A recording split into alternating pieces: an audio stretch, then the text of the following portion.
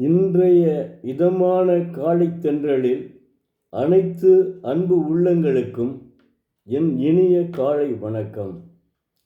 இன்று ஒரு குறள். அதிகாரம் 19, புறங்கூறாமை. குறள் எண் 182. அறனழி அல்லவை செய்தலின் தீதே பிறனழி பொய்த்து நகை. தெய்வப்புலவர் திருவள்ளுவர் அரண் என்பது ஒன்றுமில்லை என அழுத்தி சொல்லி பாவங்களை செய்வது,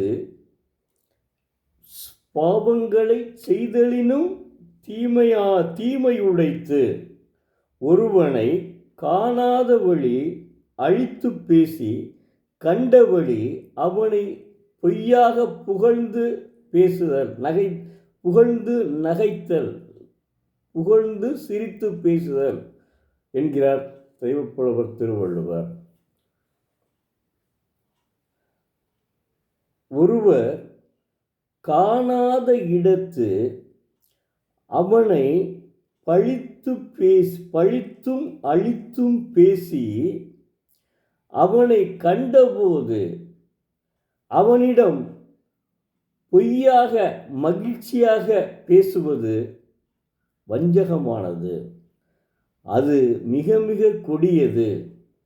ஆனாலும் ஒருவன் அறச்செயல்களை பழித்து பேசி, அறச்செயல்களை அழித்து பழித்து பேசி பாவங்களை செய்த போதிலும் அவன் கண்ட இடத்து ஒருவனை பழித்து பேசாமல் இருப்பது, கண்ட இடத்து பழித்து பேசாமலும் அவனை காணாத இடத்து பழித்து பேசாமலும் இருப்பது நன்று. அதாவது புறங்கூறாமை மிக மிக நன்று. புறங்கூறுதல் மிக மிக கொடியது. அதாவது அறச்செயல்களை விட்டுவிட்டு அவன் அதை அறச்செயல்களை விட்டுவிட்டு தவறுகளை புறங்கூறி பேசுதல் மிக அந்த அறச்செயல்களை அழித்து பாவங்களை செய்தாலும் அவன் அறச்செயல்களை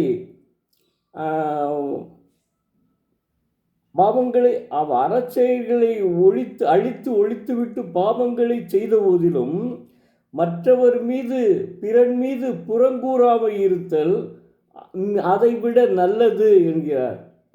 பாவம் செய்வது, அறச்செயல்களை விட்டுவிட்டு பாவம் செய்வது மிக மிக தீமையானது.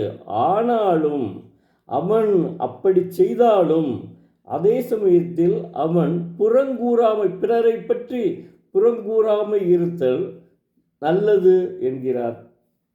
அதாவது புறங்கூறுதல்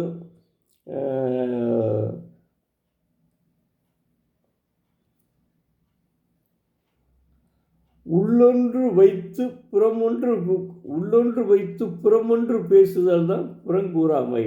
அப்படி புறங்கூறாமை இருப்பது, நீ அறச்செயல்களை செய்யாவிட்டாலும் பரவாயில்லை, பாவங்களை செய்தால் கூட பரவாயில்லை, ஆனால் நீ அந்த புறங்கூறி பேசுதல் மிக மிக கொடியது, மிக மிக தீயனவாகும், தீய செயல்கள் என்று வலியுறுத்துகிறார் தெய்வப்புலவர் திருவள்ளுவர். அதாவது ஒவ்வொன்றா சொல்லிட்டே வராது பாருங்க. இப்போ என்ன சொல்கிறார் அவர்? இது முதல்லையும் சொல்லிட்டாரு, அடுத்து என்ன சொல்கிறாரு? நம்ம மாதிரி நீ மற்ற அறச்செயல்களை அழித்து விட்டு, அறச்செயல்கள் இல்லாமல் அதை பெரிய ஒழித்து இது அறம்னா என்னையா அப்படின்லாம் சொல்லிட்டு கடைசியில் நீ பாவங்களை செய்துவிட்டு அதற்கும் பாவங்களை செய்து விட்டாலும் புறங்கூறாமல் இருக்கிறீங்கள, அது மிக மிக நல்லது என்கிறார். புறங்கூறுதல் தான் மிக மிக கொடியது. அதனால் இவன் அறம் செய்தல் நிச்சயமாக ஒருவனுக்கு நல்லவனாக இருப்பது அறம் செய்தலினால்தான். அறம் செய்யாமல் பாவங்களை செய்வது நல்லது அல்ல. ஆனாலும் இந்த பாவச் செயல்களை, அறம் செய்யாத பாவச் செயல்களை செய்த போதிலும் ஒருவனை பற்றி புறங்கூறி பேசுகிற பத்தியா, அது அதைவிட கொடியது அப்படின்னு சொல்கிறார்.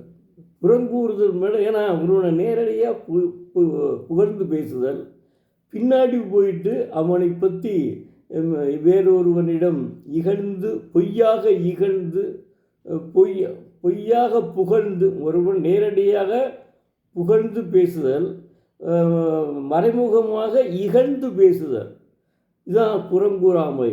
அது கூட நல்லது. அதாவது நீ அறச்செயல்களை செய்யாவிட்டாலும் பரவாயில்ல, ஆனால் நீ புறங்கூறாமல் இருக்கையில் அது அதை விட பரவாயில்ல அப்படின்னு சொல்கிறார். அது தீமையானது அல்ல அப்படின்னு சொல்கிறார். எவ்வளோ அற்புதமாக சொல்லியிருக்காங்க. அதுதான் அவருடைய ஒரு தெய்வப்புலவர். உலகமெங்கும், அதாவது நம்ம உலகமெங்கும் அவருடைய புகழ் ஓங்கி நிற்கிறது என்றால் காரணம் அவருடைய இத்தகைய நல்ல செய்திகள் தான் நம்ம அனைவரையும் உள்வாங்குகிறது. Leo Tolstoy ரஷ்யாவிலே பரப்பினார். அதற்கடுத்து அவர்தான் மகாத்மா காந்திக்கும் சொன்னவர். அதற்கடுத்து இவர் போப்பு, ஜியோ போப்பு ஆங்கிலத்திலே மொழிபெயர்த்தார். அதுதான் தமிழகத்தை கடந்து அயல் நாடுகளிலும் பரவ செய்ததற்கு காரணம் ஜியோ போப். அவர் இங்கே மதுரையிலே, அவர் தமிழ்நாட்டிலே மதத்தை பரப்பு வந்தவர். திருக்குறளை படித்துவிட்டு அதனை தமிழகத்தை கடந்து வெளிநாடுகளும் பரப்ப செய்தவர் ஜியோ போப் அவர்கள்தான். அதனால்தான் திருக்குறள் உலகை செதுக்கிய திருக்குறள். மாணவ செல்வங்களே, தயவு செய்து தினந்தோறும் ஒரு குறளை படியுங்கள். நிச்சயம் தங்கள் வாழ்வில் வெற்றி கிடைக்கும். மிக்க நன்றி. நாளை மீண்டும் ஒரு குறளை பார்ப்போம்.